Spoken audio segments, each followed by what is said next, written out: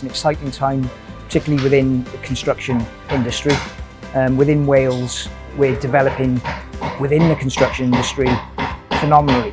The need for qualified tradespeople is increasing. The demand is there.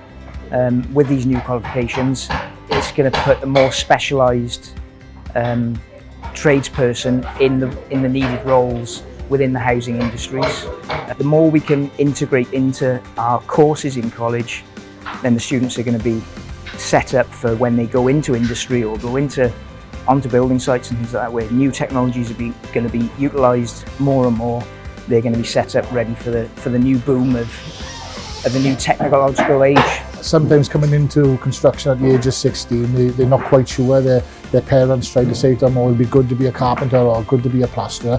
But by having two trades in the foundation qualification, it will really help them to decide on which one would be the best route for them. We know the direction we're going to go. The learners will come in on the foundation. They will study the two trades. Then they will move forward onto their choice of progression course. I think they're ideal, and the simple reason is the employers want change. And as long as then, with these new qualifications, that the employers pick learners from the pool that we are producing, because they are their qualifications. We just want people to get jobs. That's all it is. Learners getting apprenticeships and jobs because they've got skills and abilities that employers are looking for. That's it. That's our role in further education.